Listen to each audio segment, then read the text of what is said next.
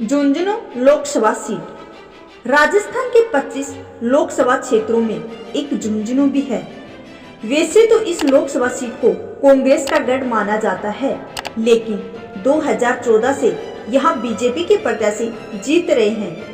साल 2014 में पहली बार यहाँ बीजेपी का खाता खुला था और संतोष अहलावत सांसद चुने गए थे। इसके बाद 2019 में बीजेपी ने प्रत्याशी बदलकर नरेंद्र कुमार को टिकट दिया तो वह भी चुनाव जीत गए। आजादी के बाद इस लोकसभा सीट पर पहली बार चुनाव 1952 में हुआ था। उस समय कांग्रेस के राधेश्याम मोराका सांसद चुने गए थे। उन्होंने 1957 और 62 के चुनाव में भी अपनी जीत कायम रखी। हालांकि 1967 में स्वतंत्र पार्टी के प्रत्याशी आर के बिरला यहाँ से सांसद बन गए।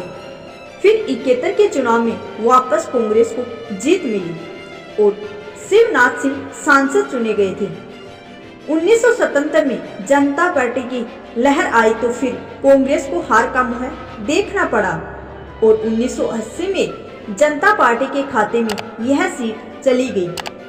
हालांकि 1984 में एक बार फिर से कांग्रेस के मोहम्मद अयूब खान चुनाव जीत गई। नमस्कार दोस्तों, आप देख रहे हैं पीजीएस इंडिया न्यूज। दोस्तों, अभी तक आपने हमारे यूट्यूब चैनल को सब्सक्राइब नहीं किया तो प्लीज सब्सक्राइब करें और वीडियो के अंत तक बने रहिए। इसी प्रकार 1989 में जगदीप धनखड़ जनताल की टिकट पर जीते, लेकिन 1991 में मोहम्मद अयूब खान ने फिर से चुनाव जीतकर यह सीट कांग्रेस की झोली में डाल दिया। फिर 1996 से लेकर 2009 तक के सभी 5 चुनाव कांग्रेस के सीसराम ओला जीतते रहे। हालांकि 2014 में यह सीट बीजेपी की झोली में चली गई थी। 8 विधानसभा वाली इस लोकसभा क्षेत्र में पिलानी, सूरजगढ़, झुंझुनू, मंडावा, उदयपुरवाटी और फतेहपुर में कांग्रेस पार्टी के ही विधायक हैं। वहीं बीजेपी के पास यहाँ की केवल 2 विधानसभा सीटें नवलगढ़ और खेतड़ी हैं। झुंझुनू का इतिहास भूगोल। झुंझुनू नगर का इतिहास ईसा पूर्व का है। विक्रम संवत 1045 में यहाँ चौहान वंश का शासन था।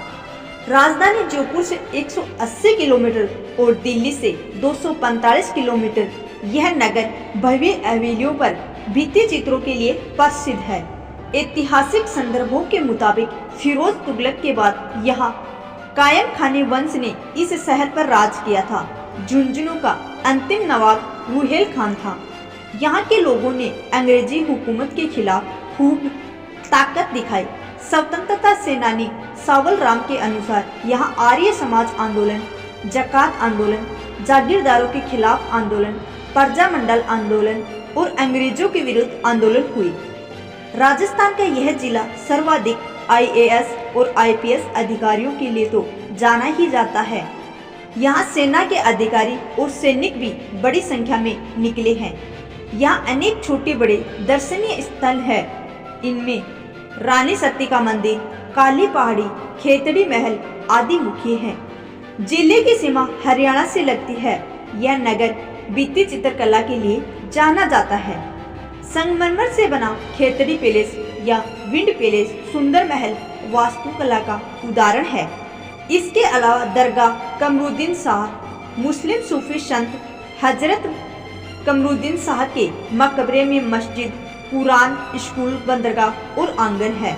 राजस्थान में लोकसभा चुनाव 2024 को लेकर सभी पार्टियों ने तैयारी शुरू कर दी है। वैसे तो राजस्थान की सभी 25 सीटें बीजेपी कांग्रेस के लिए अहम है, लेकिन झुंझुनू लोकसभा सीट पर हम दोनों पार्टियों में कड़ी टक्कर को मिल सकती है। इस सीट पर जहां बीजेपी ने नरेंद्र कुमार का टिकट काटकर सुक्कन चौधरी को मैदान पर उतारा है, तो कांग्रेस ने बजिंदर सिंह ओला पर दांव खेला है। यहां से फिलहाल कांग्रेस के नरेंद्र कुमार सांसद हैं। अब देखना यह है कि इस लोकसभा चुनाव में बीजेपी कांग्रेस में से कौन बाजी मारता है। झुंझुनू एक जाट बाहुल्य लोकसभा सीट मानी जाती है। यहाँ मुसलमानों की भी अच्छी खासी तादाद है। उनका वोट प्रतिशत यहाँ 22.3% और आबादी 2,67,180 है। अनुसूचित जाति के वोटर्स की संख्या 3,23,282 और एसटी वोटर्स की संख्या 34,637 है। झुंझुनू सामान्य श्रेणी की सीट है। बता दें कि इस लोकसभा क्षेत्र के तहत 8 विधानसभाएं पिलानी, सूरजगढ़, झुंझुनू, मंडावा, नवलगढ़, उदयपुरवाटी, खेतड़ी और फतेहपुर आती हैं। दोस्तों, ऐसे ही जानकारियाँ पाने के लिए आप हमारे चैनल पर बने रहिए और अभी तक आपने हमारे YouTube चैनल को सब्सक्राइब नहीं किया है तो प्लीज़ सब्सक्राइब करें। Thank you.